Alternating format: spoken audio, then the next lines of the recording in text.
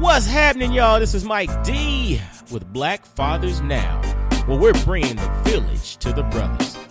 Every couple of weeks, you can look forward to a quick inspirational message or a thought-provoking guest with knowledge and wisdom, all geared towards helping you be the best father that you can be. We're bringing the village to you.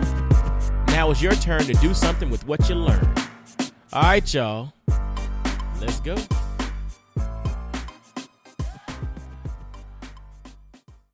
All right, what's happening, fellas? This is Mike D, as you know, and today we got an interesting brother, man. Marcus Carmon. He's an artist. He's my frat brother, Omega Psi Phi Fraternity Incorporated in the building. But yeah, he's an interesting brother, man, and I wanted to bring him on to really give his perspective on fatherhood. As you know, Black Fathers Now is about bringing the village to the brothers. So we're bringing that village in regards to wisdom, to insight, to experiences. And we're bringing all that to the table so that you can learn something, you can process it, and then you can take it back and utilize it in your life to be the best father that you can be. So before we get going, Marcus, give us a little background on you, man, what you got going on and all that good stuff, my man. Oh, well, I'm originally from Washington, D.C., born, moved to Tennessee, of course. I went to high school, went to University of Tennessee, majored in Spanish, got my bachelor's in Spanish, and didn't find out, of course, later in life that I was an artist. Started out acting, caught an interest in script writing, then caught an interest in directing. So a lot of those titles, they weren't kind of created at the same time. Kind of one built on the next, and the next one built off of the previous one. But I'm just an artist, man, at heart. I'm a family man. I got one wife, two young boys, Isaiah, Adiah, my wife, Rhea. Man, you can either find me grinding or with my family or, man, out, having fun with like-minded people. But that's pretty much it. That's what's up, man. And so you mentioned you didn't start off as an artist. You have a degree in Spanish. Yes. And then what inspired you, or what led you to the whole premise of being an artist? Well, I come from a family full of artists. It's the first thing. So I have 5 sisters, 2 brothers. My brother, I have a brother Tim. He's a big-time songwriter. Worked with Eric Clapton, worked with Stevie Wonder, worked with a whole bunch of people. But I was always the sibling who I couldn't sing, and I'm in a house full of people that can sing and those things. And I'm like, man, where's my talent? Like, I don't want to sing because you don't want to sing when your siblings are going to be like, man, you can't carry a tune to the mailbox. You can't carry a note to the mailbox. That's what it is. You can't carry a tune in the bucket. But mom's playing guitar. Mom played guitar, keys, drums. It's a musical family. I'm like, obviously, and I was considered the geek growing up. I was the one who was first one in my family to go to college. Okay. The whole nine like that. So I was the one breaking those barriers. So they just was like, oh, Marcus, he's just really, really smart. I knew it had to be in my blood somewhere because everybody else had the talent. I just was like, Lord, where's my artistic talent? I just didn't know until I got to UT and started getting into acting that was where my artistic talent was. It wasn't necessarily music. It was really as far as theater and stage and film and acting. So, but I'm glad today because I still dabble in music as far as in the radio, so I'm able to intertwine the two and use that kind of that family tradition as far as music goes and my grind today. So you basically, you had a gift long ago, you just had to refine that gift. Yes, you know what? Actually, I had to rediscover because I remember when I was a kid, and actually we had the cassette tapes, just let you know, date myself. And I was recording, and I remember recording this skit of me, like, just me being a black guy. This is a skit. I was a black guy who actually had kidnapped a Klansman. Oh, wow. Yes, this is me being young. and had him in the woods. This is real. I'm telling you, no lies. This is before the Chappelle show, right? Yeah, this is before the Chappelle show. And was interrogating this guy. Interrogating him, torturing the whole nine. This to be his kid. And I remember playing this with my mom. And my mom was like just laughing and tripping out. And I didn't think till like the other day. I was like, man, I did that when I was like 11 and 12 years old. Not thinking. Now I'm actually telling stories. I didn't think anything of that for me to be able to create that. But you know what? No one in my family was able to say, hey, you might want to start writing stories. That might have been, great, because sometimes all it takes is one person to kind of put that in your head and say, hey, Mike, you're good at that. You ever thought about, damn, I never knew that existed. I was a big avid basketball player. Didn't grow. Thought I was gonna be 6'7". Lord help me be 7 foot. It was a Scottie Pippen grew 6 inches in here. Can I grow 6 inches like Pippen? No, that wasn't the plan for the right. That wasn't the plan. But had someone said, hey, you might not be a player, but you love basketball. You ever thought about coaching? Like just other avenues. And so that's my thing is just putting that bug in here. So, but that's showing you what's possible. Yeah, showing you what's possible. Possibility. That's right. That's amazing. And so you mentioned you're one of 7 then? Yes. One of 7. One of 8, sorry. Okay, wow, one of 8. Yeah. And you mentioned your mom was a musician. So, this is the Black fathers now. Talk about what about like your father? What was the situation with your father growing up and all that in a family with 8 kids? Wow. So my father was a bishop. Okay. He was a church bishop. From my memory, because he passed when I was 9 years old. Okay. So from my memory, my father, man, he was also a chef in the White House during the Nixon administration. Oh wow. Yes. Okay. So he was real famous for his pies. Oh wow. I remember sitting in the kitchen. Can you cook? Yes. Okay. Yes. Yeah, you inherited something else. There you go. I remember him making blueberry pies, like from scratch. Blueberry pies, cherry pies, and he was real famous for his sweet potato pie. He actually was the one who taught my mom how to cook. Wow. So my father actually taught my mom how to cook because he had went to culinary school. Oh wow. And was a chef, of course, at the White House. So I would be there. I had a speech impediment when I was a kid, so instead of jump for joy, I would be like yump for joy. And my father was like cooking and everything. Now, it's amazing because, like you said, I would speak to my mom. Of course, your parent, they have their own experience. That's right. And one thing I guess now that I'm older, I realize, my people can not just say my mom tried to paint my father badly, but as I got older, I realized, you know what, there's 2 sides to the story. That's right. When you're a kid, you're like, man, my father, man, I didn't know he was this, that, and third. Now that I'm not my own man, I'm like, wait a minute, that's one side of the story, Mom. Like, that's right. What did Dad do? How, he was raising 8 kids. How did he feel? Did he feel like his needs were being met? Did he feel like he had time? Because sometimes when these kids come, especially old school women, they're like, oh, sex is for you. You're the man. That's right. That's for you. Okay, you got your kids. All right, I'm taking care of the kids. And I'm like, how did my father feel? How did he feel? And that never was considered. But now that I'm older, I'm like, hey. So to me, I feel like he's a great man.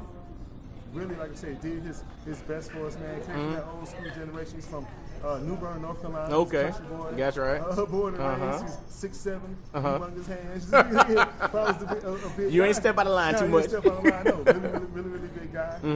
But even though he passed early, I still see, now I'm starting to see, like even when I look in the mirror, I'm like, man, I'm starting to see myself. I see him like in my son's face, and those sort of things. So I would say I'd give my father an A. And I'm going to give him an A because even though no one's perfect, man, I have to realize, he came from that deep South situation. My mom grew up picking cotton, my father grew cotton, those type of things. So I feel like he did the best, with what he had for what he knows, and I can only, give him, an applause for that because I remember laughing, getting with him. He wasn't so hard that he couldn't love his baby boy, that he couldn't cook. So those are my fond memories. Now, when my father passed, I had my stepfather, which was a great man, great provider, which is going to bring up a difference here, duality, and father, and I would say provider. Sometimes they go hand in hand at times. But there's sometimes when I would say he was a provider, he would go to work, was cool, but as far as personal time, really wasn't that. He would go to work, come home, get in bed, eat, and I would, I come and eat, and I might do something every once in a while. Might go bowling, might go basketball, but it wasn't regularly. When I would play my basketball games, my mom was busy, my siblings, but my stepfather, he's working, so and make it to your games. So I grew up a lot of being at my games by myself. Wow. And singing but it was it didn't bother me, which is crazy, Mike. So it didn't bother me because I was like, okay, this is my family situation. That's right. Mom's got to cook, he's got to work. Other people, which is crazy because now I'm at my people's what's name, I'm at my son and stuff. When it's so-and-so day, I'm there, and I'm like, man, he don't even understand. I didn't have this. There was no one coming here. And I make it a point now. That's right. Having so-and-so at the zoo, man. Where's your permission? I'll be right there. And a lot of times now, which is crazy because we're talking about black fathers, a lot of times I tend to be the black father on these trips. Wow. Yeah, my son's at Emory, so I tend to be the one, and I'm like, everyone's his mom's, but I tend to be the black dad. I've even had some of his classmates be like, while I'm there with him, man, is that your dad? And my son's like, yeah. He don't even realize. And the kids are the kids verbatim says out his mouth, I wish my dad came and checked me. And I'm like, so your heart's sinking. You're like, shit. It's my son don't even, he just like, Daddy, he don't even realize, okay, your father loves you, he's in your life. And this kid's over here yeah, I wish my father would. So fascinating. Because you talk about like the duality. You talk about father, and then you talk about provider from two different examples. How do you, as a father, merge those two in your daily life as a father? Well, I definitely merge those two examples. Fatherhood is hard. That's the first thing. For Everybody gives credits to the moms and shout out to the moms. But fatherhood is difficult. If you actually do it. If you actually are committed to the job. Yeah. Yes, fatherhood is difficult and it's 24/7. Even like my wife recently, she took the boys, she took them out of town. And one time I'm like, man, I get a break. Man, like even like after a day and a half, I was like, man, where's my family at? That's right. You know That's what I mean? right. That's right. Like I just need a day. I was in a day just sitting around in the box, I was chilling. Like I don't have to get dressed. I'm sitting there in the house watching the game. And then about a day and a half, I'm like, all right, where's my wife? Where's my kids? Because I'm so. That's your life. Yeah, sorry. No, you're good. I've been married for 8 years, Lord willing, in September. Okay, awesome. So I've been in the routine. I've been committed since day one. You know, it's my life. So to your original question, merging the two, love my boys, man. I think I'm a lot softer than my parents were. I try to teach them more, talk to them more. They get away with a lot more than I got away with. Because my mind is like, okay, you know what? You know, if you know better, then you're gonna do better. But you're a kid, and I have to keep in mind you're 5. You're still figuring out the world. You don't know everything. You know, you're learning. So I have to have patience. This is where patience comes in. I can't just go with the hammer every time I want to go with the hammer. That's right. So I have to have. So you mentioned that, like, kind of, I guess your father. Your biological father was more of the hammer. Like he like Fred the Hammer from back in the day. Man, you know? I remember there was an incident. My stepfather, outside of a laundromat, my stepfather, man, he tried to spank me and my sister. I remember laughing at him. Come on, bro. Because you remember your father was like, your father was at 6'7", got it. 6'7" guy, and my stepfather was like 5'11". 5'10". Yeah. Right, and I'm like, bro. Like, come on. Like, I mean, and I remember him like swinging a belt, and I like whipped around him. The belt hit him, and I was like, man, your technique, I was like, you don't even know what you're doing. You need to train before you pick up a belt and do that type of stuff. And then my mom came, and of course her technique was solid. Yeah, she came and got she knew what was up. She knew how to flick her wrist and everything. She knew the proper angle to bend her elbow. She got me.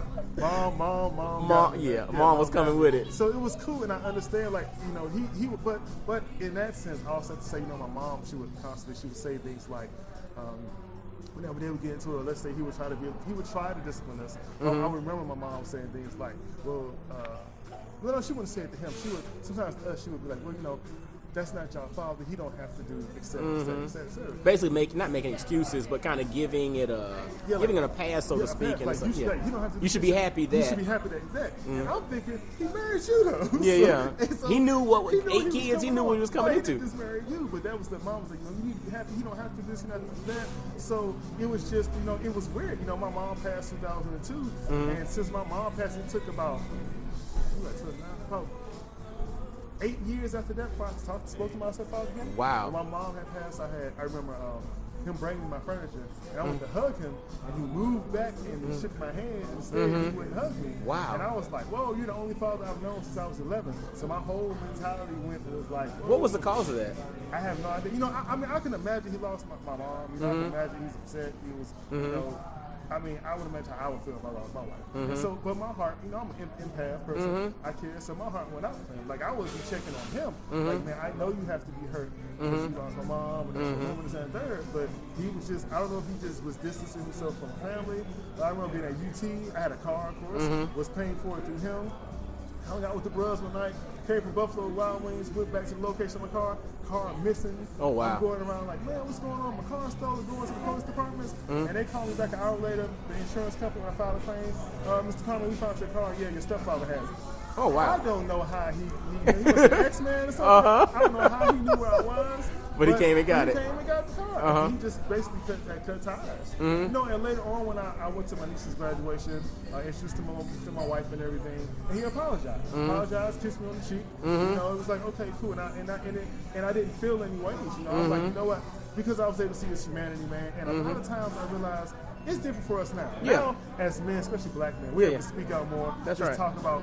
But our fathers, so they ain't talking about their feelings, No. man. They were like feelings. Feelings are for people who got. That's right. Who's soft? Yeah, You ain't feelings. soft. I work too much to have feelings. I don't need feelings. I need some hours. I don't need any feelings. You know, boy, they were tough because that was the love that they were shown. That's what they knew. And that's like and it's interesting, that's like a generational thing. Yes, it's definitely You know, and like generational. our previous conversation when we talked, you know, we talked about how things go from generation to generation, they spill over. And did you see the movie Fences? Yes. You know, Denzel Washington's character was so oh my gosh, it was so deep, and his character really just embodied all the things that he had dealt with. Yes. And he was just like a vessel for all of that, but then it spilled over into how he was treating his son. And then it's going to take his son to break that cycle for it not to continue for the next generation. And so, to you and I's point, we have to talk about those things now, because if we don't want those inefficiencies from a generation or two that came before to go and spill over into, I have an almost 4-year-old son, and you have 2 sons right now with 5 and 3, right? Yes. And for that stuff to spill over into them, we have to snip the cord. It has to stop with us. Yes. And so, to that point, understanding that there were inefficiencies for us due to generational stuff. I mean, we have to be completely honest. We're African American, we're black, we're people who have a different experience in this particular land. I mean, you got to think we're 150 years removed from being property. Yes, sir. You know, I think when, you know, I found out through the ancestry research about, you know, my 4th great grandfather was sold in 1843 for $500, and my 4th great grandmother at 2 years old was sold for $350. So, really being honest about it, 150 years ago, my ancestors were sold to another person for what amounted to a plane ticket, you know, to go across the country, you know. And so when you stop and you think about that, those things spill over generation to generation, and it has to come to a point in which when we have understanding and we have awareness and wisdom, how do we break the chain? So I guess my question to you now is, understanding history, not saying all history was bad, but there were some things throughout history that get spilled over from generation to generation. As black fathers, and thinking about the title Black Fathers now, how do you and I, how do people like us, how do we break the chain? I think the first thing to breaking the chain is education. And I don't mean that in go to school, get your books, but just really, I mean, there's history, man, that you're not going to learn in school. You and I know that. Just really, and really, you know, you good? Oh, yeah. We're solid. It really, you know, really, like, there has to be a re-education. There has to be, there's a scripture that says, be ye transformed through the renewal of your mind. And I think a lot of people kind of skip over that. Like, renew means to make new. Like, literally, you're not going to be transformed just because you accept Jesus. You have to be transformed because you have to get a whole new way of thinking. That's right. The Bible talks about pouring old wine in a new skin. I mean, new Yeah, wine in in old skins. So that's pouring knowledge into an old mentality. That's why someone has they stuck in their ways. It's cognitive dissonance. I can show you that the way that you were thinking is incorrect, and I can show you the facts, and you'll still say, yeah, but I'm still going to think the way that I want to think because, you know, that's what I want to think. And so I think that the mentality has to be shifted. You have to have people open. I mean, now with the digital age, we got social media, YouTube. You know, so now we can listen to brothers like Mike D and get that knowledge now. And I think there's a lot more of that now. Like for kids to say, hey, I can log. I mean, I didn't have them. I could log on YouTube and listen to Mike D and be like, oh, okay, I didn't. You know, YouTube wasn't open until I think 2006, I believe. And I couldn't do that. I couldn't go get this knowledge. I couldn't go log on and listen to whoever. You know. All of these guys, you know, was it Mike Dyson? Michael Eric Dyson. Yeah, Michael Eric Dyson. All these guys, I couldn't go listen. You know, couldn't log in and listen to all these guys. So I think that a re-education, man, definitely going to take a re-education to get that done. Understanding. I think some, you know, like I have brothers, man, and I think some of them are still kind of, you know, angry at my dad in a sense. You mean your stepdad or your my dad? Okay. Yeah, because I have older siblings who actually spend more time with him. Gotcha. And which brings up another point, you know, which is crazy. But even as a father, I realized my dad, you know, my brother is 10 years older than my oldest brother. And I got a sibling as old as 48. I'm 35. So I realized my dad, he wasn't the same father with me that he was with That's right. him. He grew, and I think, and Wow. I had to learn that. Like, man, I mean, I'm not the same father That's I was right. with my first child. I learned, okay, you know what? I'm gonna be patient. You know, which is why my second child, Isaiah's getting away because I'm like, I'm patient. He getting away with murder He now, getting huh? away with murder, right? He think he is right. He getting away. You know, you know, I'm patient and a little bit more patient. But thank God I'm at a chance. My older child's not too old, but now I'm able to be different towards him. So I have a love relationship with both of them. They'll jump in my lap, man. You know, they'll sit, they'll cuddle, you know, the whole nine. I have that with them. But I realized, man, you know, my oldest brother, he's like, man, you know, Dad was rough on me. Dad used to be this, that, and me. Dad didn't want me doing this because my brother was multi-talented. You know, but him and my father, they clashed. It just led to my brother not, you know, my brother's playing for everyone in the city. He chose not to play for my father. So my father was like the big pastor. The musician, you mean your brother? Okay. So my father was like the big pastor in the city. And my brother's like, yeah, but we not really picking, so I'm not gonna play for you. My brother's like 9 years old, playing for 3 different churches. Wow. Right, and But not playing for his own father. Wow. Right, not want to play for Pops because it's conflicting. And so it's crazy. Like my memories of Pops is like, man, Pops is this, that, third. His memories of Pops is I don't really like him. I wasn't feeling him. You know, I wasn't that. And so it speaks to like the evolution of a dad. That's right. You know, because the evolution of, you know, hey, when I mean, it's like, if you're having a shot, if you're a dad and you're 19 years old, you're not that same dad when you're 35. That's when you're 35, right. you've grown, you've had patience. And I think another thing, man, is you know, like I said, just being able to respect the change. I think, you know, and letting that go. I think some of us have to forgive our fathers. That's big. Yeah, because people like, man, bump that, my dad, this. Because some of us, like you mentioned fences. That was Troy. If we could take Troy, if you could tell that was Troy's, like, his Achilles heel. You know, Troy's sitting there, you know, his son wanted to play, was getting recruited. Yeah. No, you're not going to get, I told you, no, you can get down there to the store. But Dad, I can't play no song, it don't matter. You know, you can get down to the store, it's that third, you know, but guess what? Troy wanted to play baseball. That's right. Troy got locked up, so when Troy got out, he was too old. But I wasn't too old when I was this, I would have been good enough to best in third, you know. Not, no doubt that Troy was a great player. But it's like, okay, me, I wanted to be a pro ball player, didn't make it. My nephew is playing pro ball overseas. So I didn't get to play, but my nephew is 6'8", so he got the tools. That's right. He got the tools to opportunity play. and tools. And so I'm like, man, I didn't get to play, but you know what? He's someone in my bloodline is playing, and I'm excited for him. Like, man, you're overseas, you're actually in the league, you've actually pursued it, and you're doing it. And I think that, you know, if it was a Troy, you have a situation where, like, man, you can't do that. Because if you think about the movie Fences, that's what it was. It was if you realize that he was cool with his first son was the jazz. First was the jazz musician. You know, was kind of like him, really, especially That's in the right. movie. But he did time, like, you know, how his pops used to be, was kind of like him with the drinking. But if you realize, if you look at the movie, his clashes with the youngest son. Why is that? Because the youngest son was going after something similar to him, and it's like, no, I don't want you to accomplish what I couldn't accomplish. Wow. You know, let me tell you. Remember, he said something. He said, you know, my father did this. I did this. I looked up. My father. What did he say? He said I got knocked out, and I didn't know my father had this, that, and third. And remember, he was like that same thing towards his youngest son. And I was like, why is the youngest one not this one over here? Like, why do you act like you hate this? Why are you so down? You so hard? But you give money to the oldest But one. you give money to the oldest one, right? You saw this one. This dude ain't asked you for money. He said, I'm gonna play football. They recruiting me. No.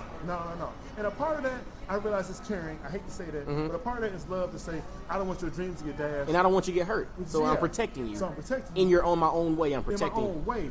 But so I agree with the message, I guess I should call it that way, or the aim, but I don't agree with the execution. I don't agree with the method. The method is like, I'm just going, it's abusive. Where every time you come home, Mike D, you're going to get out here, your mission is do this, that, third, you ain't got no time for football, because I'm scared for you to get out there and hurt yourself. Instead of saying, let me talk to you about what happened to me, you know, just a conversation thing. Conversation, that's the next thing that changes things. You know, a lot of us, you know, aren't really transparent. A lot of our fathers weren't transparent with us. And, You know, it's funny you say that. Yeah. Transparency. I was an adult, or just about an adult. I think I was an adult before I knew how much money my parents made. see, exactly, same here.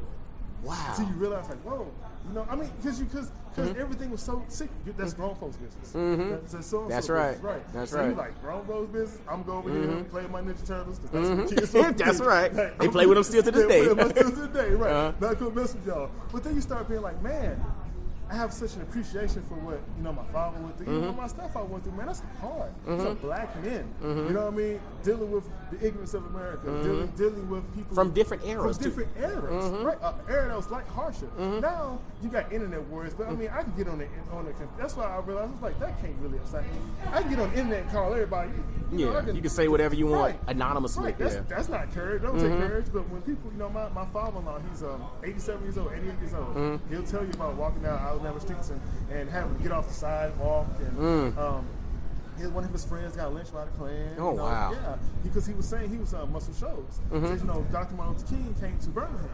He said they didn't march in Muscle Shoals. So when he came to Birmingham, that made it harder on us in Muscle Shoals. People was harder on us. So if you talk to him, he doesn't care, you know. Yeah.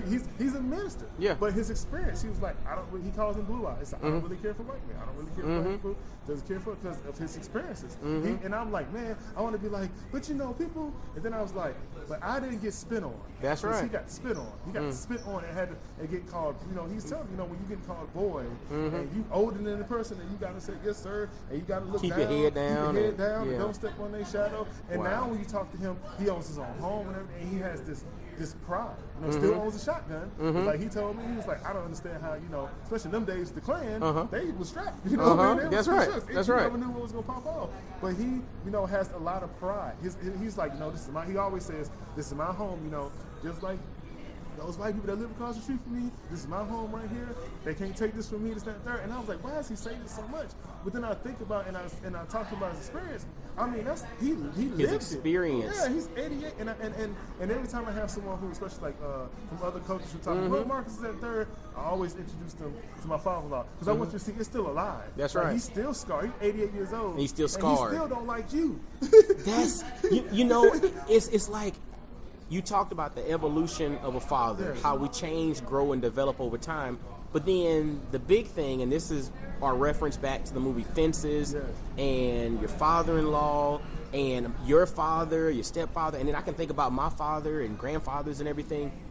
We are shaped by our experiences. Yes, definitely. So as black fathers now, understanding the landscape of the world that we live in with the forces and influences that our young kids, our men, our young girls are dealing with, how do we, as fathers, as leaders in our family, leaders in the community, as leaders with our little tribe of folks that rely on us, how do we, outside of the aforementioned things you talked about, the communication and education and recognition and all, how do we then shape our children's experiences so that 30 years from now, when they're fathers or when they're mothers, they can think about this thing a little bit differently? I think, well, it goes back to the question of transparency and wanting to, and being able to admit, hey, you know what, there's a better way to do this. You know, because a lot of people don't, you know, people, well, I got spanked every day and it worked for me. Okay, it worked for you. Wasn't necessarily the best method. I can take my rear view mirror on, it'll work. But if the monsoon come up, baby, go home. That's right. That's right. So the best thing might be to get that thing reattached. That's the better method. Like there might be a better way. You know, I can do it this way.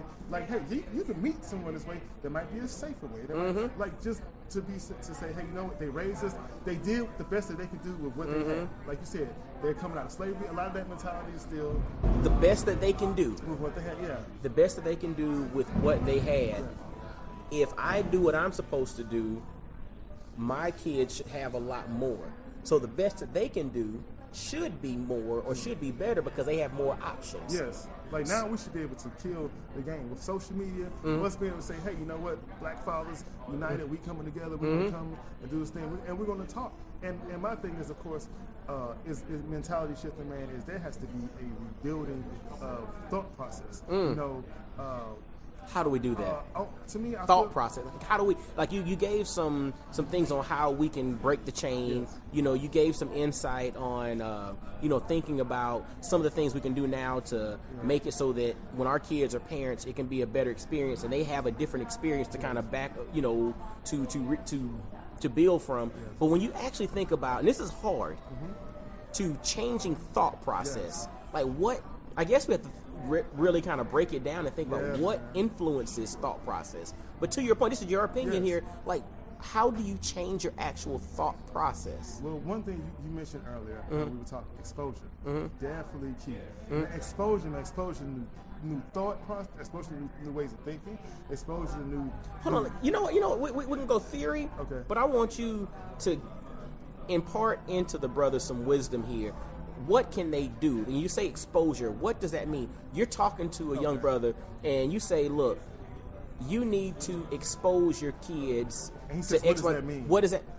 I would say, "Hey man, specific. Just give hey man, you know what? Network. Get out there. What does that mean? Get out there, meet some new people.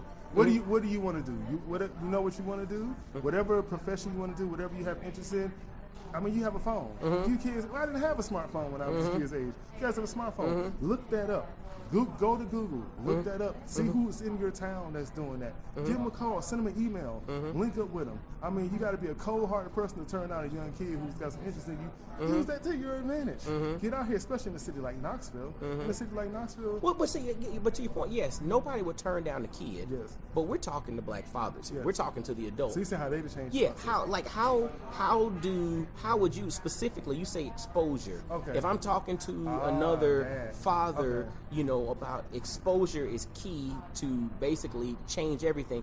How do you instruct, or how would you, as another brother who's done good with exposing your kids to different things and exposing your family to different environments and different opportunities, what specifically? I mean, I'm talking about, like, give them an action plan. Like, somebody listening to this might be like, man, okay, well, what can I do in my city right now to expose my kid? Like, there's a certain place they can go? Is there certain stuff they can read? Is there different festivals or different churches or whatever? You give me what's your advice? Just needs to be different. I mean, obviously, you have some stuff that people feel like, oh, well, people that look like this, we're only supposed to be reading this, watching this, looking at this. This is the only music you listen to. Don't be afraid to jump outside of the box. Okay. So I would. What does that mean? I would tell these fathers, well, getting out of the box, what that means is to be different, to think different, to think different than what typically you have been accustomed to.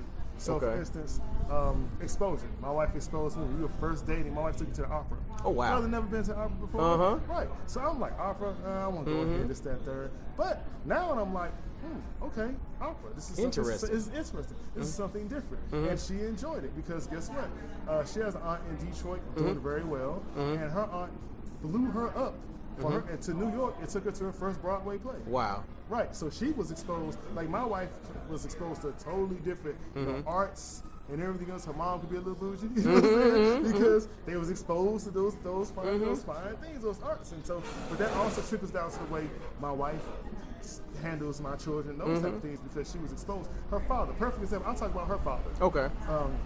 As I won't say I have all the answers to none of us do. This is about wisdom. But her father, her father exposed her. My stepfather, he can fix cars. I don't know how to fix cars. I feel like he should have. Took him to the side, showed him how to change oil and the whole nine. He didn't. My wife, on the other hand, man, my wife is an engineer. My wife could take off the brakes, the rotors, and everything. Wow. Put it back together. But you know why? Need to tell her to come holler at us real quick. She can put it back together. Like I went to go get the brakes changed. I forgot how much it was. She was like, no. It's the first time I learned she could do it. I was like, what do you mean? I come home, she on the side of things, she got the car, what's the name, she got the car jacked up, and so you imagine as a man, you got other men walking by like, you got your wife out here doing this. I didn't make her do this. Yeah, I didn't make her do this. And the thing is, you don't want me under the hood, because I'm going to mess up the car. And this is That's not my gift. We're gifted in different ways. Right, that's my gift. Yeah, my wife is the ego killer. My wife was like, my wife was sitting there, she got the rotors out. Put the car back together, and I'm like, she had the new brakes on. And I'm just like, wow. You just did something. You just saved right, and she could do that. She could do that with an engine. She's an engineer, but she also had a father who was like, she was really close to her father. So her father offered that to her son. Her brothers. Her brothers was like, no, we just want to stay in the house and play sports. She was under her dad, couldn't talk with her father. So she wanted to know her father could box. She started boxing. You know what I mean? Her father was with cars. So now my wife, that's why she can fix cars. I mean, my wife, she started taking stuff apart from me. If there's stuff that needs to be fixed in my house, it's a running joke. So if we get something that needs to be put together, it's her. It ain't like, you. Man, and she's like, so you just want me? And I'm like, stop. Just let me, just give me a second. Let me just try. Let me just try first. And next thing she's like, you sure? I was like, you know what, got it. And man, I'm telling you, she just got the juice.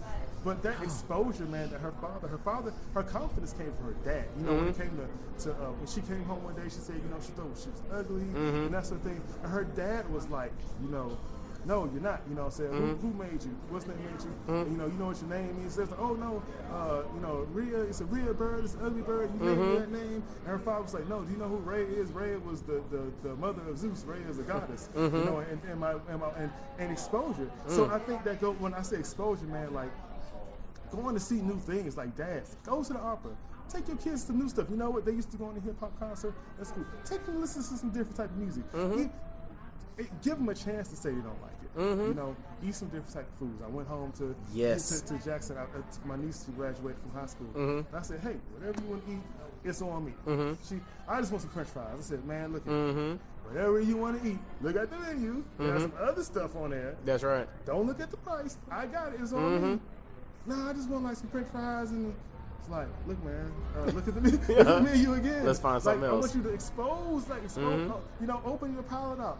Try some new stuff. My wife had me eating, I got artichoke leaves and butter and these things. I'm like, man, it's not even a whole bunch of meat on these things. But just someone, you know, my wife has exposed me to those foods, man. And I think that was, I look back and like, that was one of the intriguing things that I subconsciously made me attracted was that exposure, a world view, yes, and to give our kids exposure, giving our kids a world view, take them to cultural programs, take them to museums, you know, let them go and hear speakers, let them meet these guys, like find out what they're interested in, and as fathers, throw that in there for self. So even as a father, if we're trying to, you know, change even how we think, while we're exposing our kid, I think expose your kid because I always say, you know, I've never went to Disneyland. If I take my kids to Disneyland, now I get to go to Disney. I get to do all the stuff I didn't get to do when I was a kid. That's right. So now when I'm exposing my kid, I get to do all the stuff that I didn't get to do. So fathers, yeah, we didn't get that exposure, but by being selfless and helping to expose our child,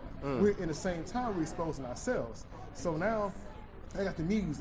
My child is doing science and all this stuff. So now I'm there with my son. I never saw this stuff before. Now I'm learning. Now we're going to the museum. I didn't know this, but hey, what's the motivation for going to all these things? My little ones. So now, as you taking the little ones, because you know what, you want them to be different and better. That's right. And by you grow and evolve. Yes, and by the spillover effect is that you're going to grow. But you know what? You know, my mom never went to the beach ever. Wow. Never saw a beach. Never saw. In Washington D.C. and y'all only about 2 hours away from Maryland Shore and everything. You never went to the beach. Never went to the beach. Never none of that. You know, exposure and you know, I'm good. You know, I know people now. You know, I don't really care about the beach, and I'm like, man, how? You know, we go to the beach. Yes. You know, we sleep like. I got the door open with like the little breeze and smelling the ocean. The sound of the ocean because it's music and you can't predict it. It just sounds how it wants to sound. So it's great noise. It's great. I mean, it's a great romantic scene. The whole nine. Just exposing people to those things. Hey, you know what? You know, go to the ocean. Try the ocean. Try some different foods. You know, even mingle with some people that don't look like you. And that's a big thing for a lot of people. But but that exposure, that exposure has to be the big word, man. That it's exposure, huge. I love it. Yeah, it would change. You have to. It's one thing I do, like, you know, when people, especially with people, you know, they might remind me, or people think me funny. I say hello to them anyway. You know why I say hello? Because my thing is, I'm gonna put a glitch in the way that you think. You might feel like, you know what, you're a black man, you're gonna think this, that, third. When you run up on me, I'm like, hey man, how you doing? And you might not even speak back. But guess what? I've messed up. I put a glitch in your programming now. Because now you can't go around saying, well, all these black, well, no, wait a minute. And you might question yourself, dang, why didn't I speak to that? You flip the perception on the side. Yes, because arguing with you, that's the short game. The long game is saying everyone's not gonna like me. But guess what you're gonna do? I might almost guilt you into liking me. So I'm gonna be like, hey, you know, that's one thing with Gary Vee. Gary Vee's almost like Gary Vaynerchuk. Yeah, Gary Vaynerchuk. Vaynerchuk, he's always saying, I'm a guilt you, like I'm gonna be so good, so this, like, and I think people should. I think you should be such an awesome person that people feel like, man, I have to support. That's right, dude, man. That's like, right. This dude, like, if I don't support my idea, I'm feel like some crap. You know, and I think that's a great thing, especially when people open their businesses, man. Is to really, you know, have that and be like to get people to like you and to put those glitches. And that's why exposure is good. We gotta get our kids out of thinking, you know what? There's only one way of doing something. Even ourselves. That's right. I see adults out here when the world started getting on. Look, man, we gotta be able to tell our kids, you know what? This guy can call you all the names before he can call you B, he can call you dog. That's cool. Guess what? That isn't true. Like, Let me get you out your feelings. Is it true? Is it true? It's not true. No. Okay, well then it doesn't matter. That person's just spouting garbage. And it takes a while to get confident and comfortable enough to say, you know what, I can walk through a line of everybody calling me a dog, a Negro, and everything else, you black bastard, whatever, and guess what? Don't matter.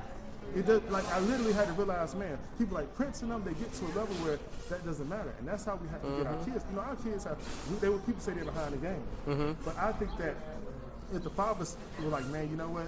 We're gonna expose ourselves. We're gonna get up here. We're gonna listen to Mike D podcast. We're gonna learn some things. We're gonna all come together. We're gonna chop up ideas, and then we got these fathers going back to, guess what? They're taking this knowledge right. That's right. Saying, hey, let's go to the beach. Dad's never been to the beach before. So now, of course, your son. So now, when you take your son to the beach, now Dad's going to the beach. Now Dad's going here. Okay, son, what you want to eat? Now Dad's going to a restaurant that doesn't have the price on the list. Just throwing stuff out there. Just exposure. Exposure leads to opportunity, expose fellas. Yourself, and while you're exposing yourself, your family gets exposed because you're taking them along for the ride. And I'm gonna tell you what's so interesting about what Marcus just said, and this is the biggest thing about exposure. You don't know what you don't know. I agree. So until you expose yourself, you don't know whether or not you're going to like it. You don't know whether or not you're going to be good at it. You don't know whether or not this is something that could be an opportunity for you. You don't know. It's like we don't know. We can't predict the future. Like tomorrow's not promised. Our world is all based on probabilities and all this kind of stuff. We could do this, which could result in that. But in reality, you have to expose yourself to figure out. You have to try things. That's why it's good to expose your kids, expose your family, open up doors, open up windows, and see if that's something they may like. Because truthfully, you could be sitting on the greatest artist in the world, but if you never expose them to the arts, you never know. And that's one of the major problems with the hood as an environment is that, okay, we talk about rec centers like we speak before, we talk about those things. So let's say, okay, like Biggie Small said, either you're slanging crack rock or you got a wicked jump shot. This is Biggie. So Biggie's saying if you're in the hood, either you're this dope basketball player, or you're just dope dealer. So what about the black kids that are in the middle? What if I'm just the geek? I had a chemistry kit, man, when I was in the fourth grade. Like and you weren't doing that to use baking soda and make rocks neither. And you know who I was connected with? I had a white friend from England named Connor Carr. And I remember, and the kids would clown him. And I know my parents, because my mom exposed us to white people, Asian people, the whole nine. It wasn't weird for me to have this friendship. My mom was okay with that. There's a lot of kids who they get around people that don't look like them. They're totally out there. They're uncomfortable. They freeze up. They don't know how to react. They don't know how to look this person in the eye and realize, you know what? This person, they're human just like me. Like this right here is a small part of me. I got my own likes, my own dislikes. I got my own demeanor. I got, and that goes across the board to people, regardless of the melanin in their skin. And getting our kids to think beyond that, because there's a lot. You have to understand, especially these days with the media. There's media playing things on both sides because it's profit. That's right. So there's media on this side saying, I'm gonna have white people feel like black people are invading them, taking over here. I'm gonna have black people over here feeling like white people over here doing that. And to expose your kids and say, you know what, step out from that for a second and go meet some people. Okay, well, that person talked to me, that person didn't. So what did you learn, son? That people are people. That dude might have been a jerk right there. That person right there. But the thing is, that takes courage to say, to be like, dang, dude rejected me. Oh well. Like that takes confidence to say, I said hello to you. And that's another reason I say it, to keep my confidence building. That's right. To say, hey, because I need that in the professional world. That's right. To be able to speak and say hello. Even if you don't say hello to me, cool. Guess what? That didn't take no skin off my back to say hello. But I might say hello to somebody and it might start a $1 million conversation. You never know. You never know. And so exposing life skills and even the dash, I think like those type of things, like people skills, learning how to talk to people, networking, getting out there more, man, you never, like when I say life's an oyster, it's a lot. I feel like I have an insatiable appetite for life now, man. I'm moving, got some good, growing, and I'm getting exposed. That's right. And another thing for the fathers, man, especially for us who kind of grew up a little rough, having a woman who's had like a different, upbringing tends to help as well. Not saying that's what you shoot for, but that tends to help, That helps to expose, because to your point, that adds to that point, that perspective of exposure. You have someone who brings a different perspective from life, even though you all are the same color and all that, and that's the thing that's interesting about black people in general, we're not monolithic. No. We don't all come from the same place. We don't all have the exact same experience, the same backgrounds. And so that's the thing that we can value as well is looking at different perspectives, different ways of doing things, kind of putting that into your mix, allowing it to marinate, process, and then we can turn around and utilize that to build a better future. I'm sorry, go ahead. No, you good. I'm just, you're saying so much that's so awesome. I'm just processing it all. We're going to have to. You know, I understand.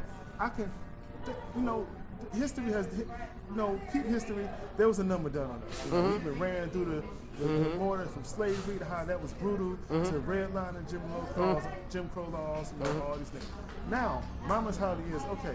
So what are we going to do with it? Right, because there's people who are like, man, you know what? I want my 40 acres of you. I want my reparations. I want it now. And I was like, okay, you know what? I'm not going to wait for them to do that. So what can we do now? Okay, we're in this capitalist system.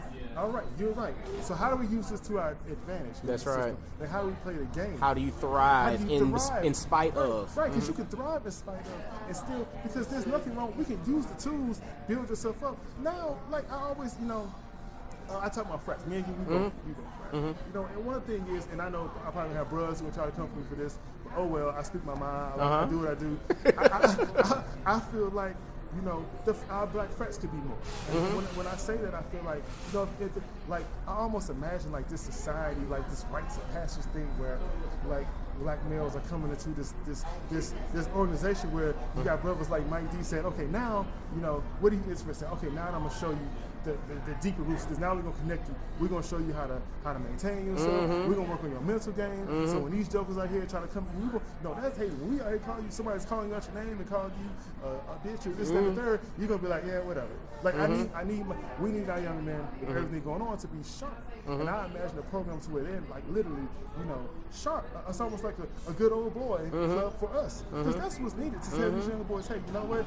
You could go gangbang, or you could come this way and make some serious moves. And see, and look at these black men making business moves. Look at these black men making podcasts and getting entrepreneurs and doing this. Look at them and they're moving. And guess what? They're hanging out just like you. Having a good time. They're having a good time.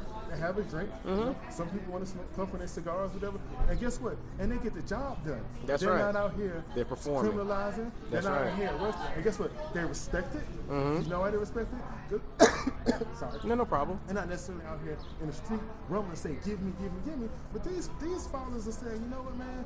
We got the manpower. You know what? How many of us? It's 5,000 of us. Let's put up $1 a month each. How many? That's $5,000 a month. That's right. And create something. Now we create something. No, brothers, we feeling jiggy. Let's put up $10 a month. Now we really moving. Now we got almost $60,000 a year. Let's get these moves going, bro. Let's get it going and just learn it. I imagine this has to be this mental shift to where our kids like, you know what? I'm above that, Dad. Because because we almost. I mean, you know, like I told you about the Asian community. You know, people. I know people right now. Oh man, I hate these. You know, the Asians, this, that, there. You can hate them all you want to, but you know what though? You gonna respect them. You're not gonna run through the doctor on United right now. Do you know how much crap United is in? Because they got you dragged an Asian doctor. And you thought it was cool, and I'm gonna let you know, right? Right, you thought it was cool, and them people coming for United. They're coming, and he gonna get his money, because he got the whole community behind him.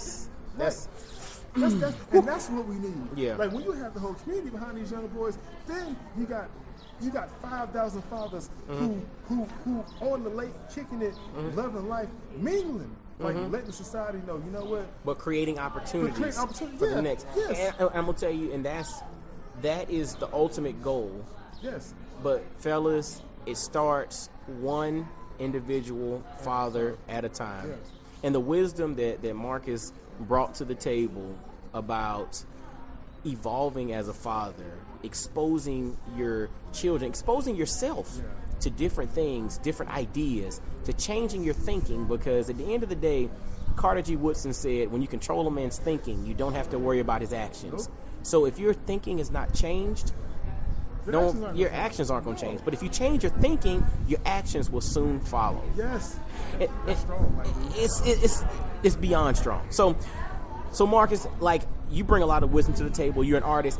how can people follow you, catch up with you on social media? What's the best way to do so? Carmon Sense Entertainment. Carmon Sense Entertainment. Okay. Yeah, that's my major thing. That's why I do a lot of my work out of. Okay. They can follow so you keep up with me there. Okay. Update. You look at Marcus Carmon on Facebook. Okay. As long as you're not like local, I'll add you. You know, it's cool. I don't do so much, man, but I communicate there. Okay. Knoxville Art HQ is going to be coming this May. Okay. So people on the lookout for that. But it's Marcus Carmon on Instagram, Marcus Carmon on Twitter. Okay. It's Carmon Sense, actually, Carmon Sense Entertainment on Twitter. Okay. So, but I'm Marcus Carmon on Instagram. Okay. So they can look at Marcus Carmon. Carmon Sense is going to be all things. And then you have a website as well? Working on a website. Okay, Website's gotcha. going to be coming out. That's going to be CarmonSenseEntertainment.com. Okay, That's awesome. going to be coming out as well. So we're working on that. Working on my personal page. Okay. Marcus, that's going to be MarcusCarmon.com. Mm-hmm. So working Awesome. on that. Working on CarmonSenseEntertainment.com and working on KnoxvilleArtHQ.com. So I'm actually building all three spaces right now. Awesome. And fellas, I'm going to put the links to all his stuff in the show notes, so you can definitely click on it. Link out with Marcus. Say what's up. Tell him you heard about him on Black Fathers Now, and y'all take heed to this information. You know, this wisdom that was imparted on you is not. You process it, think about it, and now it's your turn to do something with it. So until next time, fellas, be blessed, well, and wise, and I'll holler at you. Peace. Yo, fellas, I hope you enjoyed today's episode. And always visit blackfathersnow.com, as well as follow Black Fathers Now on virtually every social media platform you can think of. Instagram, Facebook, Twitter, everywhere. Just follow us and engage with us, man. Look forward to hearing from you. And I guess until next time, I'll holler at you. Peace.